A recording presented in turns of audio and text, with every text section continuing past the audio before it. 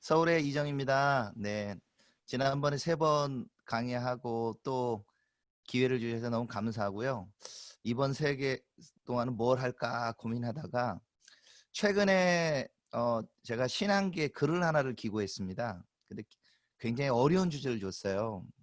제목이 대한민국을 살리는 키워드 이스라엘, 여기에 대해서 글을 써달랍니다. 그래서 혹시 제가 제 페이스북이나 이런데 글을 올릴 때 그 보신 분이 계실 수도 있지만 못 보신 분도, 해외 계신 분 못 보신 분 계셔가지고 한번 왜 이런 글을 쓰게 됐는지를 좀 나누고 싶습니다. 또 다른 키워드에서 2개였는데 특집 기사가 대한민국을 살리는 키워드 북한이었습니다. 그래서 그분 다른 분이 하나 쓰시고 저도 이제 글을 하나를 쓰게 됐습니다. 네, 대한민국을 살린다, 부흥이죠. 예, 리바이벌, 다시 살아나게 한다는 건데, 제가 글을 쪽 이제 보이실 수도 있고 제가 유인물에 잘 보이실 수도 있는지 모르겠는데 한번 제가 읽도록 하겠습니다. 주께서 이스라엘 왕국을 회복하심이 이때이니까. 사도행전에 나타난 이스라엘과 열방에 임할 하나님의 나라의 회복. 어떤 사람이 임종을 앞두고 사랑하는 사람에게 단 하나의 질문만을 할 수 있다면 가장 중요한 질문을 할 것이다. 사도행전 1장 6절에 이와 같은 동일한 상황이 나온다. 바로 부활하신 예수께서 제자들과 40일 동안 함께 지낸 후 승천할 때이다. 제자들은 주께서 이스라엘 나라를 회복하심이 이때이니까 하고 질문한다. 일부 주석가들은 제자들이 아직까지 성령을 받지 않아서 8절에 나타난 열방을 향한 주님의 뜻을 온전히 이해하지 못했기 때문이라고 해석한다. 그러나 이것은 어리석은 질문이라고 단정할 수 없다. 이들은 예수께서 공생의 기간 동안 친히 택하여 훈련시켰으며 십자가 죽음과 부활의 증인이 되어 마지막 특별 훈련까지 받았다. 7절에 예수님의 대답을 들어보자. 때와 시기는 아버지께서 자기의 고난에 두셨으니 너희가 알 바 아니오 라고 하신다. 즉 제자들의 질문을 인정하되 그때와 시기가 제자들이 예상하는 이때가 아니라 좀 더 늦어질 수 있음을 암시하신다. 이어지는 8절 말씀에 주목해 보자. 오직 성령이 너희에게 임하시면 너희가 권능을 받고 예루살렘과 온 유대와 사마리와 땅끝까지 이르러 내 증인이 되리라. 오늘날 복음이 전 세계 열방으로 퍼져나갔지만 복음이 시작된 땅끝인 예루살렘, 유대, 사마리아 지역에서는 예수님을 믿는 사람이 1%가 되지 않는다. 예수님의 제자들처럼 이스라엘에서 예수께서 유대인의 왕으로서 다스리는 왕국이 언제 회복될지 우리도 묻게 된다. 사도행전 1장 8절에 열방을 향한 복음의 전파와 관련된 행적은 이후 사도행전 곳곳에서 기록된다. 그 시초는 2장의 오순절 뜨거운 성령의 역사였다.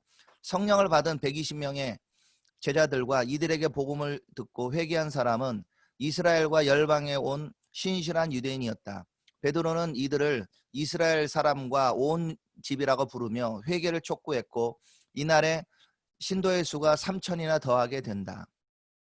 복음 전파의 기세는 3장에서 더욱 확장된다. 베드로는 성전 미문에서 앉은뱅이를 치유한 후 그리스도께서 이스라엘에 먼저 오신 것은 아브라함과 언약을 이루심으로 땅 위의 모든 족속이 복을 받게 하기 위한 것이라고 설파한다.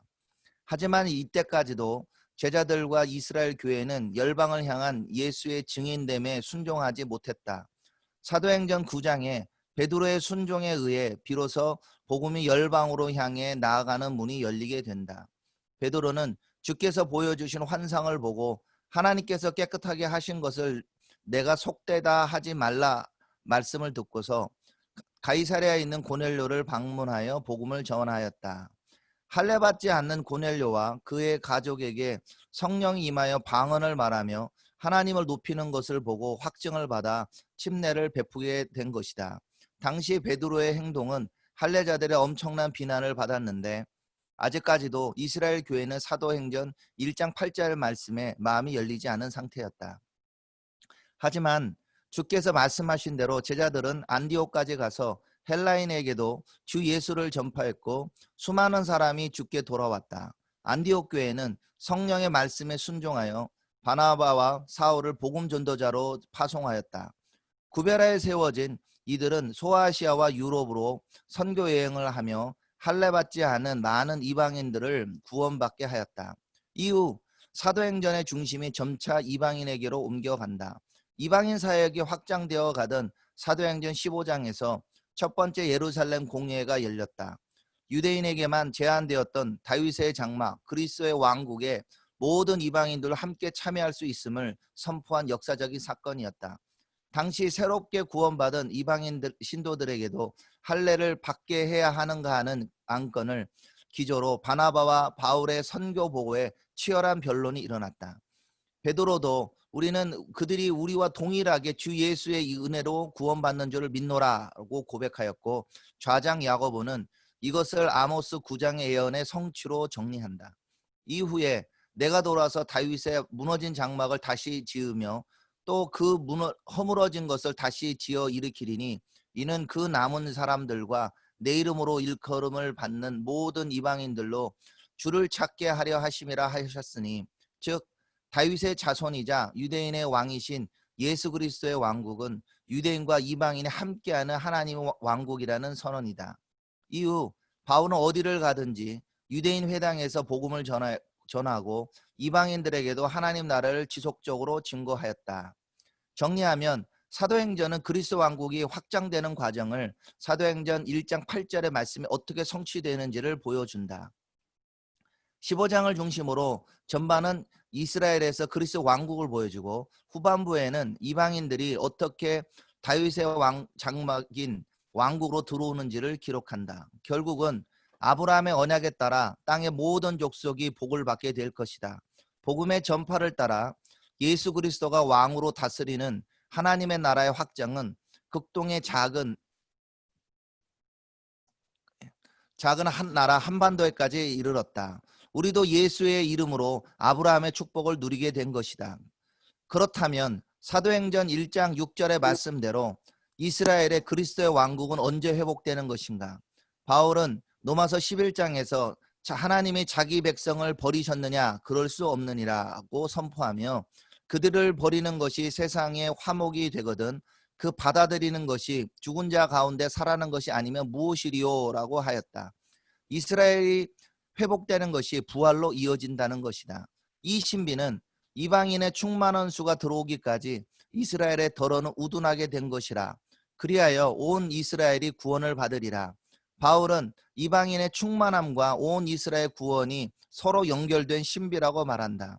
사도들의 말씀을 짚어보면 오늘날 많은 교회들이 사도행전 29장을 새롭게 쓴다 하는 도전이 일면 우려스럽다.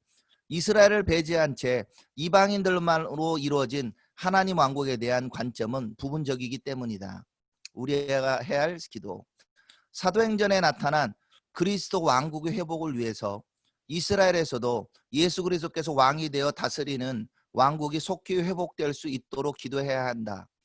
소수이지만 모국어 히브리어로 예수 그리스도를 증거하고 있는 믿는 유대인들과 함께 하나님 앞에 나아가는 연합이 일어나야 한다. 예를 들어 그리스도 왕국 안에서 유대인들과 이방인들의 상관관계를 알고 있었던 청교도들과 믿음의 선진들은 하나님 나라의 충만을 기대하며 아직까지 돌아오지 않는 이스라엘 백성의 구원을 위해 기도하였고, 예를 들면 웨스터민스터 신앙고백 공예배 규칙서, 사무엘 러더포드, 조나단 에드워즈, 요한 웨슬리, 찰스 스펄전, 로버트 머리 맥체인 등 이들에게 복음을 전하였다. 그중 이스라엘 구원의 소망을 담은 스펄전 목사의 설교를 들어보자. 이방인들에게 첫 번째 사도이며 떨어져 있던 우리에게는 첫 번째 선교사들이었던 유대인들이 다시 모이게 될 날이 반드시 임하게 될 것입니다. 그렇게 되기 전에는 교회의 영광이 결코 도래할 수 없습니다. 세계에 비교할 수 없는 이점 유익이 이스라엘의 회복과 묶여 있습니다. 그들이 모이는 곳에는 죽은 자에게도 생명의 역사가 있을 것입니다. 하나님께서 조국 대한민국의 교회에 150년 동안 부어주신 은혜가 참으로 크고 놀랍다. 구한 말 복음이 처음 이 땅에 당도했을 때에도 에베소서 2장 11절부터 12절의 말씀처럼 우리는 할례 받지 않는 무리에 속한 백성이었고, 또한 그리스도 밖에 있었고 이스라엘 나라 밖에 사람이었으며 아브라함의 약속의 언약들에 대하여는 외인이요 세상에서 소망이 없고 하나님도 없는 자들이었다. 하지만 그리스도 안에서 하나님의 백성이 되는 국률함을 받아 일제 치하에서 나라 잃는 백성이 1945년 해방이 되었다. 당시 나라의 어르신들은 이것이 하나님의 은혜라는 것을 분명히 알고 있었다. 1948년 재헌국회에서 이승만 국회의장의 요청으로 목사인 이윤영 의원이 이민족을 돌아보시고 이 땅에 축복하셔서 감사에 넘치는 오늘이 있게 하심을 주님께서 저희들은 성심으로 감사나이다. 이 기쁜 역사적 환희의 날을 이 시간에 우리에게 오게 하심은 하나님의 섭리가 세계 만방의 현실이 되신 것으로 믿나이다 라고 기도하였다. 베드로전서 2장 9절부터 10절 말씀처럼 하나님께서는 이 나라를 나라와 소유된 백성으로 어두운 데에서 불러내어 그 기이한 빛 가운데 가게 하시니 그리스도의 아름다운 덕을 선포하도록 사명을 주셨다고 믿는다. 돌이켜 70여 년 동안 주님께서 그 어느 나라에도 비교할 수 없는 은혜를 부어주셨다. 교회적으로 1천만 성도란 놀라운 부흥을 주셨고 경제적으로는 세계 최빈국에서 10대 무역 강국으로 성장하게 해주셨다. 하나님은 이러한 성장을 동력으로 전 세계에 28,039명의 선교사를 파송하며 그리스도의 증인되도록 하셨다. 이제 우리는 더 나아가 그리스도 안에서 유대인과 열방이 한 세 사람을 이루어 아버지께 나아가며 함께 지어져 가기를 원하시는 하나님의 나라의 비전을 품어야 한다. 한국교회가 하나님의 심장에 있는 그 한 세 사람을 이루는 꿈을 실현해 나갈 때 장차올 은혜는 이제껏 한국교회에 부어주신 영광과 좋게 비교할 수 없을 것이다. 스펄전 목사의 말씀처럼 유대인들이 다시 주께 돌아올 때에 교회의 영광의 충만함과 부활이 우리 눈앞에 펼쳐지는 것을 기대할 수 있을 것이다. 사도행전 1장 8절의 말씀을 붙잡고 끝까지 주의 증인이 되고자 하는 한국교회의 열심이 복음이 처음 시작된 예루살렘과 이스라엘에도 일어나기를 바란다.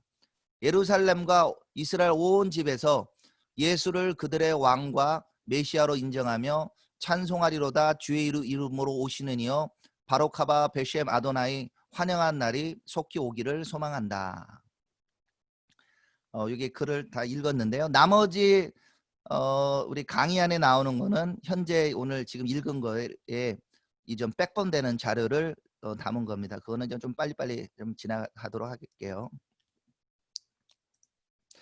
사도행전에 보면은 이제 전에도 제가 강의 가운데 얘기를 나눴고 오늘 읽은 제 글에도 나오지만 사도행전에 그리스도의 몸, 그리스도의 왕국 얘기가 나오는데 분명하게 교회 안에 유대인과 이방인이 하나로 이루어지는 걸 보게 됩니다.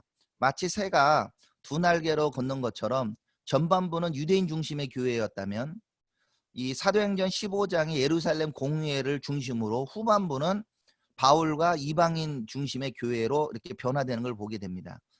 그래서 교회가 양쪽 날개로 있다는 것을 분명히 보여주는데 많은 분들이 사도행전 29장을 우리 회복하겠다, 액추 29 이런 식으로 표현하면서 유대인이 빠져있는 교회의 모습을 얘기하는데 그거는 부분적이다는 것을 알아야 된다는 거죠.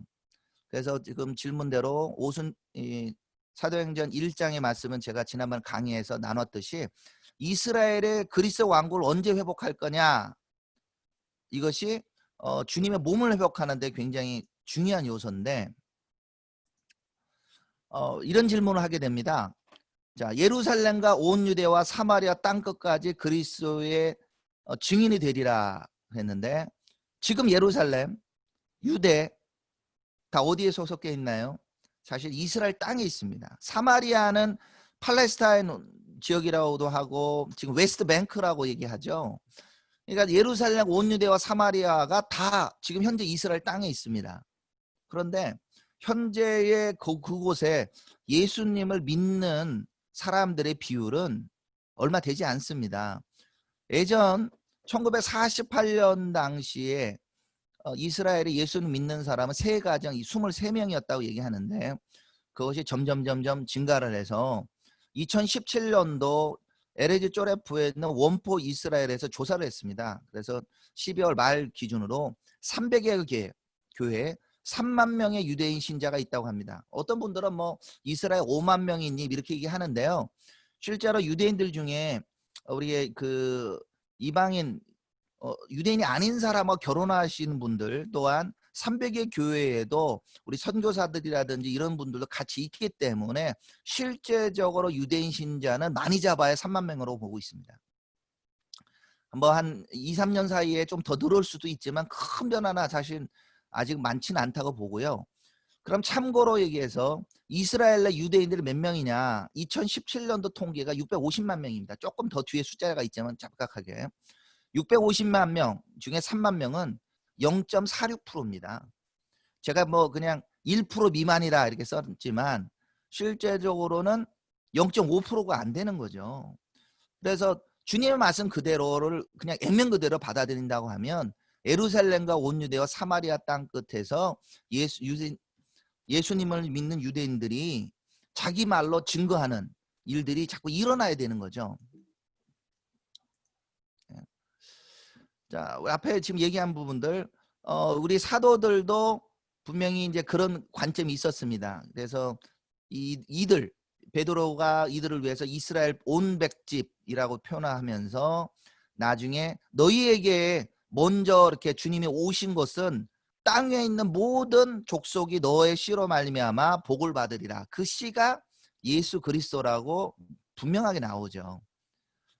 근데 이 복음의 끝은 만유 회복이죠. 그래서 이스라엘만 회복되는 것이 아니라 열방, 그래서 만물이 회복되는 것이 주님의 뜻입니다.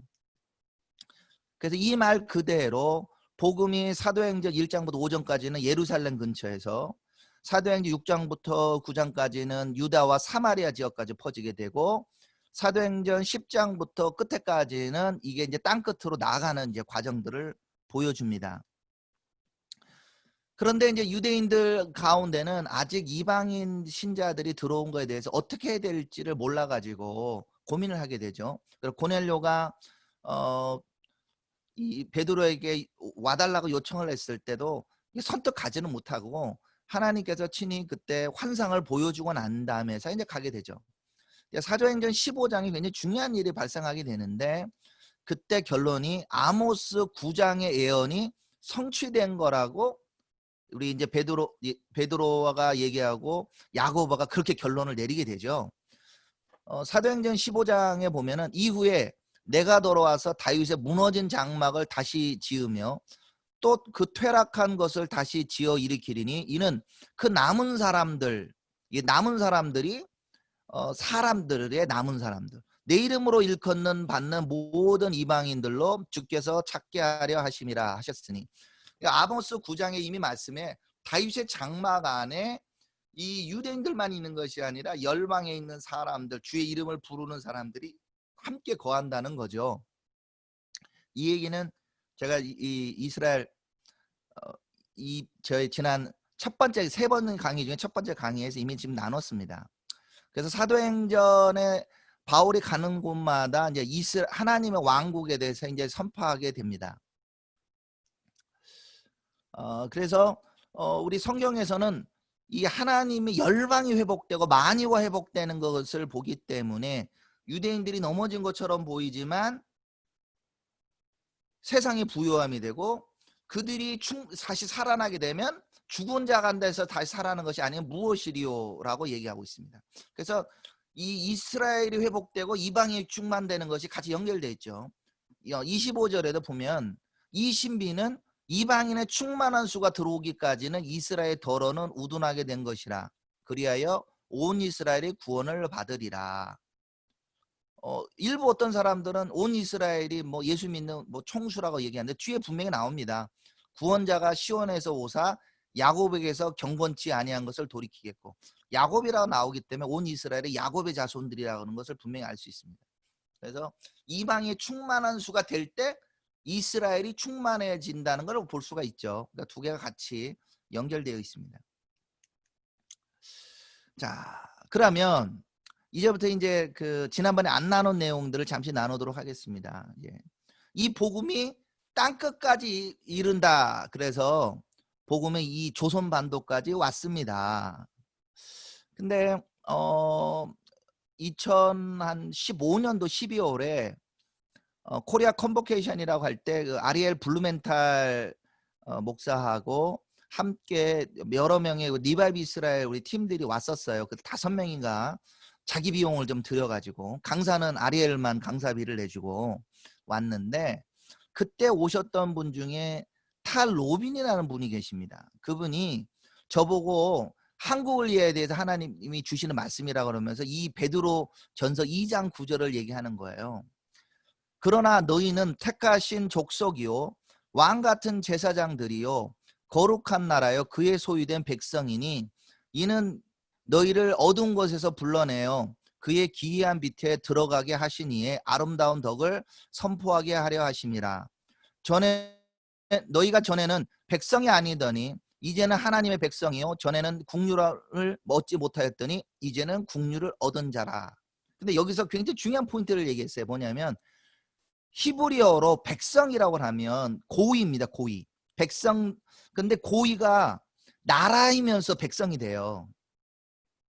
그러니까 우리는 계속 이거를 백성 그러면 사람이라고 하는데 그 탈 로빈이 저희 보고 얘기하면서 이 대한민국이라는 나라 자체를 하나님이 그전엔 나라가 아니었고 국류를 못 받았지만 이제는 국류를 받아서 택하신 나라로 삼았다.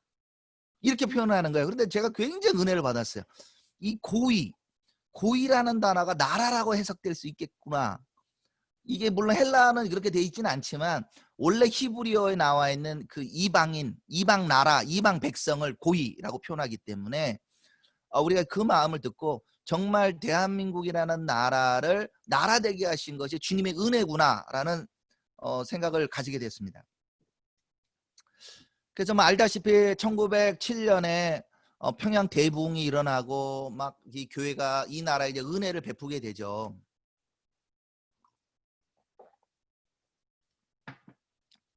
그래서 교회가 많이 퍼집니다. 그런데 사실은 교회가 커지면서 커지더라도 우리 한국 교회는 일본의 수하에 들어가게 됩니다. 일본에 왔을 때 일본이라는 나라 굉장히 대단했어요. 1942년도에 어떤 지도를 보니까 일본이 지배했던 지역을 보니까 중국, 만주 뭐 다 있고 중간에 인도 차이나 반도 현재 베트남 뭐 이런 거 미얀마 저기 태국도 그 영향력이 있어 말레이시아도 영국군이 이겨 말레이시아 싱가포르 인도네시아 다 필리핀 미국을 이겨서 다 그냥 차지하는 거죠. 이런 현실 앞에 사실은 기독교인들은 총칼과 현실을 선택하는 거죠.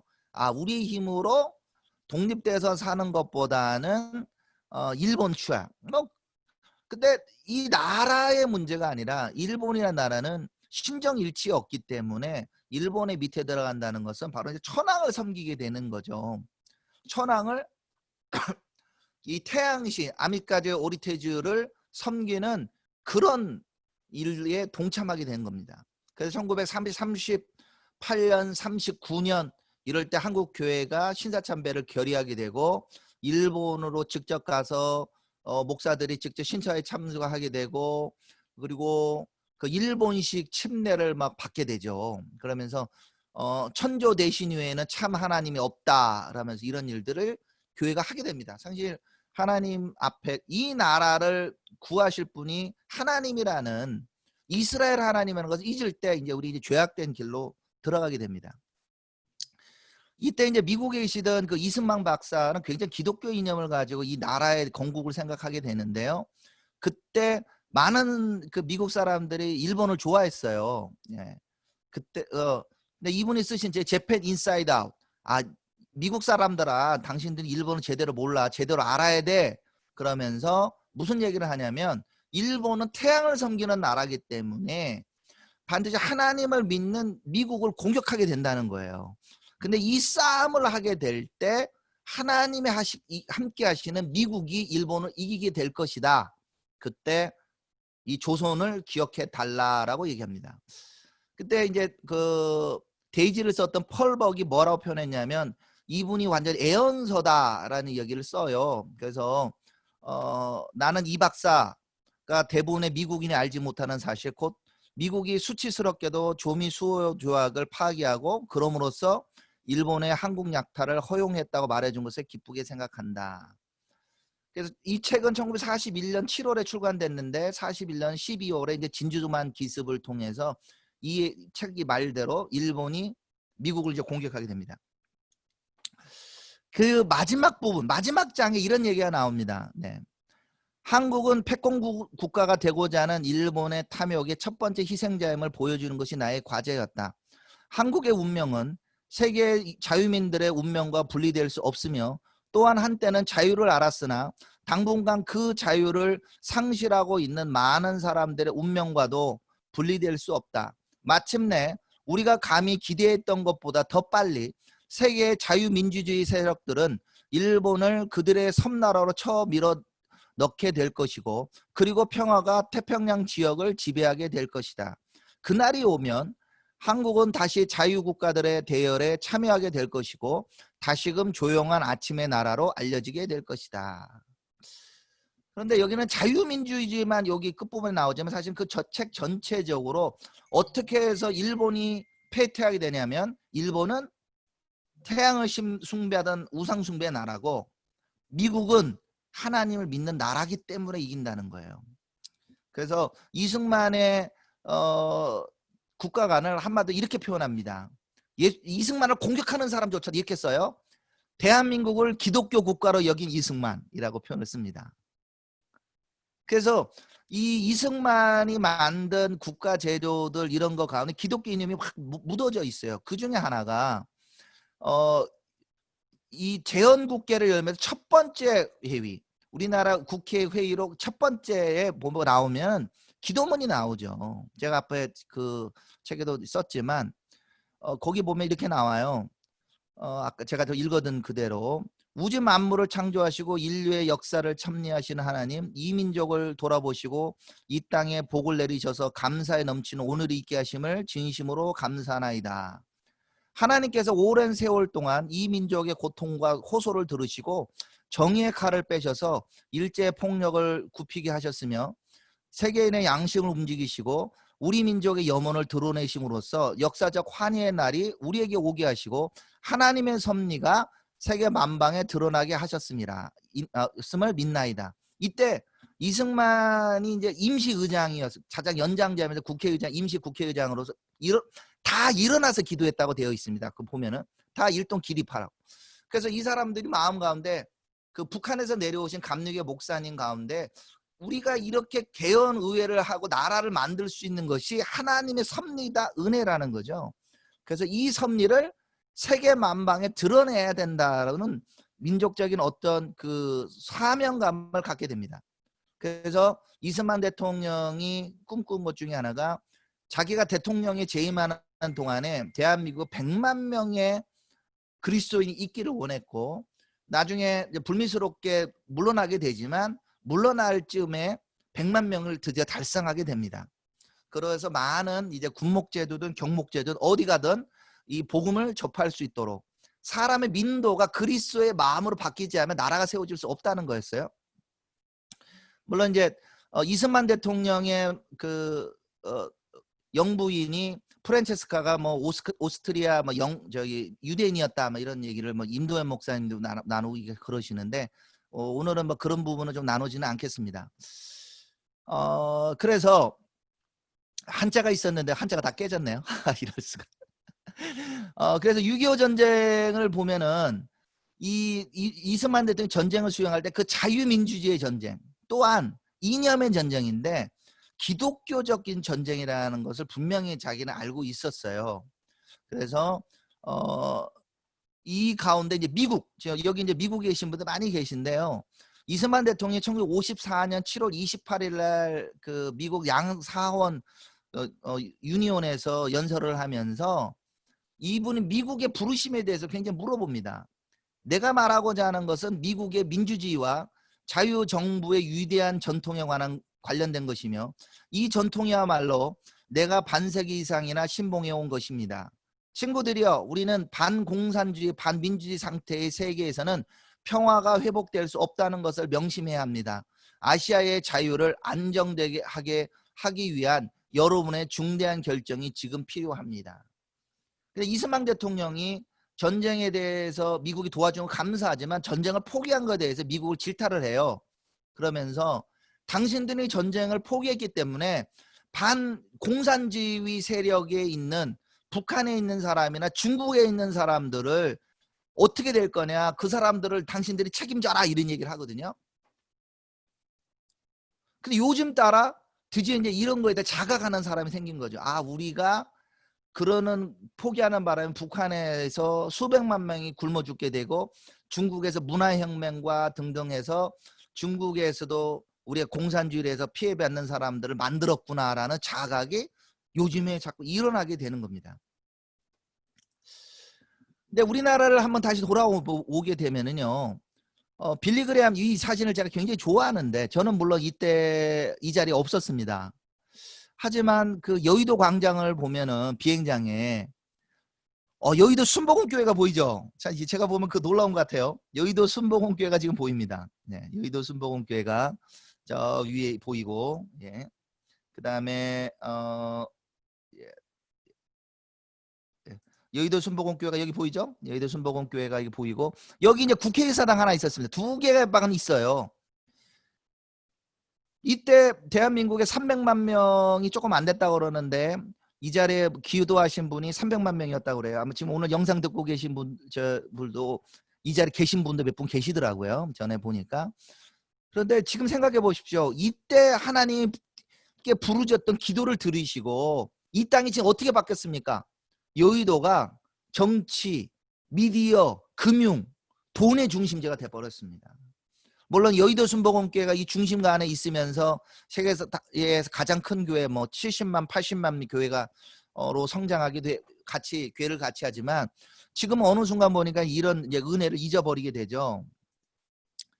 1974년에 익스플로도 있었고 1984년만 해도 한국 기독교 100주년 선교대회에서 여의도 광장 할 때도 또 한 100만 명 이상이 다시 모이게 되고 이런 흐름들이 계속 나오게 됩니다. 1992년. 그래서 한국교회가 성장이 약간 오래된 자료긴 하지만 한국교회가 이렇게 1973년 할 때 제가 300만 명 얘기했잖아요. 이때부터 폭발적으로 늘어납니다. 1902때는 100만 명이 안 됐어요. 이승만 대통령 할 때 100만 명 좀 되고 그러다가 이제 900만 명, 1000만 그러는데 이 기준이 이 IMF 이후로 이게 꺾이게 됩니다. 꺾이게 되면서 한국의 선교사로 나가겠다는 사람들이 점점 줄어가지고 가장 많이 갔을 때가 참가자가 이때예요. 여기 1990년 한양대에서 할 때인데요. 이때 선교한국 있고 그 다음부터 점점 줄어서 작년인가 재작년에 할 때 뭐 1,500명가밖에 안 될 정도로 여기까지 줄게 됩니다. 한국 선교사의 비율도 KWMA 한국 세계선교협의회에서 보면은 선교사가 점점 그래도 늘어나다가 지금 보십시오. 증감률이 2016년에는 아예 플러스 마이너스 하니까 제로였어요. 그리고는 늘어나는 수가 46명, 나이 드신 선교사에서 겨우 늘어나지를 않고 있습니다. 한국교회가 지금 정체되고 있죠. 그래서 한국교회의 어떤 과제라면 수적으로 지금은 이제 정체를 넘어서 후퇴하고 있다. 코로나 이후로 교회 성도가 30% 이상이 지금 감소하고 있다고 지금 목사님들 느끼고 있죠. 그리고 이 나라와 뭐 이런 것들을 얘기하면 선교사들이든 다음 세대 바톤을 이어갈 다음 세대가 없어요. 물리적으로도 없습니다. 지금 한국 안에 이 출산율이 0.9명입니다. 0.9명. 둘이 만나 한 명도 안 돼요. 0.9명. 세계에서 가장 낮아요. 아예 물리적으로 다음 세대가 없고 또한 영적으로도 다음 세대가 없습니다. 한때 1990년대 말에 대한민국의 30%니 이런 얘기가 나왔었지만 지금은 대학생들 중 예수를 믿는 사람이 3%가 안 된다고 그래요. 이 원인이 뭘까라고 생각해 보면 여러 가지 뭐 원인을 냅니다. 뭐 우리가 선공주의를 추구했다. 저는 특별히 문제가 은혜를 상실했다. 옛날 사진을 제가 보여드린 것이 우리 대한민국이라는 나라가 만들어지고 교회가 만들어진 것이 우리의 힘이 된 것이 아니라 하나님의 은혜였다는 거죠. 재헌국회에서 그렇게 기도하면서 올리던 것처럼 우리의 힘으로 된 것이 아니라 하나님 은혜라는 은혜 상실을 할 때 우리 교회가 벌써 몇만 명이요 커졌다는 교만함이 싹트게 되는 거죠. 그러다 보니까 열방에 하나님이 우리를 나라 되게 하신 것을 전파하라고 말씀하셨는데 그 소명을 잃어버리게 된 거죠. 그래서 열방에는 그래도 소명을 좀 찾아서 선교사가 그래도 세계에서 두 번째로 많이 보냈다 얘기하는데, 저는 처음에 과제를 냈듯이 이스라엘 땅 예루살렘과 유대와 사마리아에서도 그 증인된 삶을 살고 있을까 하는 질문에는 상당히 회의적입니다. 그래서 이미 앞에 제가 읽었던 것처럼 스펄전이 표현한 것처럼 우리 교회가 크다, 이게 그리스도의 영광이 아니거든요. 그 안에 주님의 나라의 모습, 교회의 모습, 유대인들이 주님께 돌아올 때 받을 영광과 좋게 비교할 수 없다는 겁니다. 그래서 그런 마음을 품고 있어야 된다. 그런 와중에 작년에 아주 귀한 분이 한 분 오셨어요. 마이클 브라운이라고. CWMI에서 이제 그때 초청을 해서 기독 여성 이스라엘 컨퍼런스에서 오셨는데, 마이클 브라운이 메시지를 3번을 전했습니다. 그 3번을 전하는 것 중에 마지막 메시지가 한국교회와 이스라엘의 구원이라는 메시지를 나눴어요. 근데 이때 메시지를 나누면서 얘기하는 것이, 내가 여기 한국에 처음 오게 된 것이 여기 이 아저씨, 여기 김한신 목사님 한식김이 불러가지고 내가 세미나로 왔는데 1990년도에요. 일주일 동안 설교를 25번을 했답니다. 그 어떻게 25번을 할 수 있느냐? 일요일날 주일날 한 번 전화하고 월요일부터 토요일까지 새벽 예배 오전 오후 저녁 계속 전화.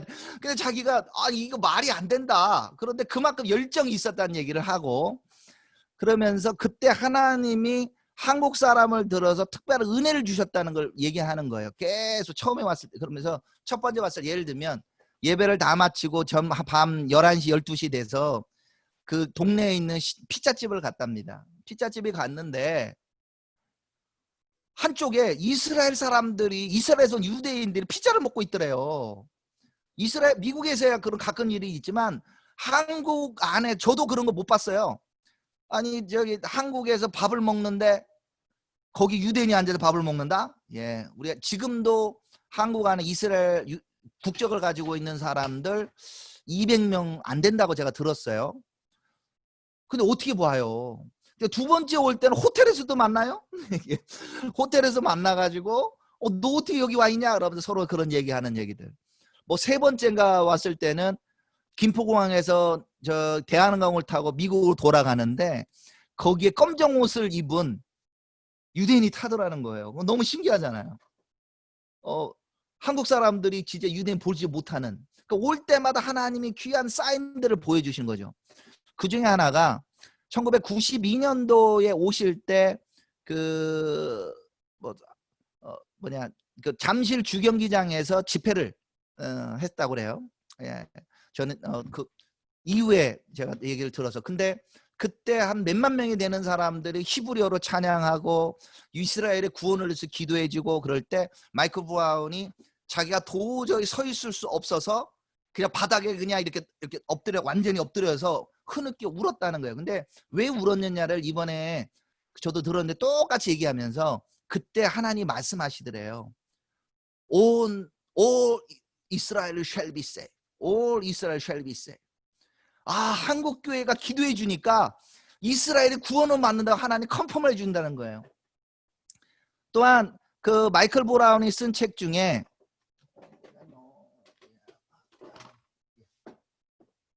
요 책, 보이시나요? 요게 이제 원판인데요. 우리 손이 피로 물들었습니다라고 하는 그 책이고, 지금은 이제 제목이 너무 좀 세다고 그래가지고 그냥 저기 유대 민족의 비극적 역사와 교회라고 해서 나와 있습니다. 그런데 Our hands are stained with blood라고 되어 있죠. 우리 손에 피로 물들었습니다라는 책인데요. 이거를 자기가 글을 쓰고 있는데 글을 안 쓰고 있을 때 이 팀들이 한 10명 정도가 그것을 두고 마이크 브라운과 두고 막 눈물로 막 방언으로 막 기도하고 이 책을 한 달 만에 썼다는 거예요. 그러면서 이번에 와서 그 얘기를 1시간 반 동안 얘기를 하면서 한국교회의 그 기도가 능력이 있습니다. 한국교회가 이스라엘을 위해서 기도해 줄 때 우리 온 이스라엘 구원을 받습니다. 한국교회 일어나 주십시오라고 얘기하면서 그때 제가 참 저도 옛 어른들한테 얘기를 듣고 나중에 제가도 93년대 마이클 브라운 메시지를 직접 개인적으로 들었지만 이게 한국교회 부르심에 대해 이분이 느끼는 게 틀리구나. 또 다른 뭐 마이클 브라운은 아닌데 미치 글레이저 박사 혹시 아실 겁니다. 미치 글레이저 박사가 초즌 피플 미니스트리의 대표죠. 우리 전 세계에서 가장 큰 유대인 선교단체죠. 거기에 사모님이 구원을 받았을 때 한국 사람 때문에 구원받았답니다. 혹시 그거 간증 들어보셨냐 모르겠는데 옆에 있는 한국인 친구가 그 사모님 보고 막 이렇게 초청을 했대요. 우리 성경 공부하는데 오라고. 그래서 성경 공부를 갔더니 성경 공부를 인도하는 사람이 뭐 초진 피플 미니스트에 훈련받은 사람들인데 그 한국인 기도 그룹에서 성경 공부하다가 예수님을 만났다는 거예요. 그리고 저도 한국 사람 때문에 유대인들이 예수님을 조금 알게 되는 믿는 경우를 많이 듣게 됩니다. 그래서 정말 하나님이 한국교회 가운데 이스라엘 구원에 대한 사명을 주셨다. 그동안은 열방 선교만 얘기하지만 이스라엘에 대한 선교에 대한 이 사명들을 잘 감당했으면 좋겠다는 생각이 듭니다. 정리하면 하나님의 나라 가운데 이스라엘 다윗의 왕국 가운데 믿는 유대인과 열방 이방인들이 함께 있다는 걸 반드시 잊어먹지 말아야 된다. 두 번째는 예루살렘에서 온 유대와 사마리아 땅끝까지 복음이 전파되고 증인이 된다고 앞에 있는 게 무시되는 게 아니거든요. 우리가 땅끝에 속하였던 극동에 있는 한국 사람들이 원래 복음을 받았던 예루살렘 온 유대와 사마리아 땅에도 복음을 전하는데 굉장히 우리가 부담감을 느끼고 있어야 되고 우리가 그 부담감을 가지고 할 때 한국 교회가 대한민국이라는 나라가 이전과 비교할 수 없는 큰 영광을 보게 될 것이라는 생각을 가지게 됩니다. 다음 주는 이 오늘 사도행전 15장의 중요성을 많이 얘기했는데요. 사도행전 15장 예루살렘 공예와 이 15장의 메시지를 가지고 하는 유대인과 이방인 믿는 사람들이 함께 공예를 만들어가는 운동이 있습니다. TJC2라고 해서 제2예루살렘 공예를 향하여라는 이 TJC2 운동에 관하여 소개하는 시간을 갖도록 하겠습니다. 그 다다음 주는 그러면 실제적으로 유대인 구원을 위해서 노력하는 유대인 구원과 세계 열방을 위한 노잔 운동과 유대인 구원 LCJ 노잔 컨설테이션 주이시 에반젤림에 대하여 조금 나누도록 하겠습니다. 네, 감사합니다. 네.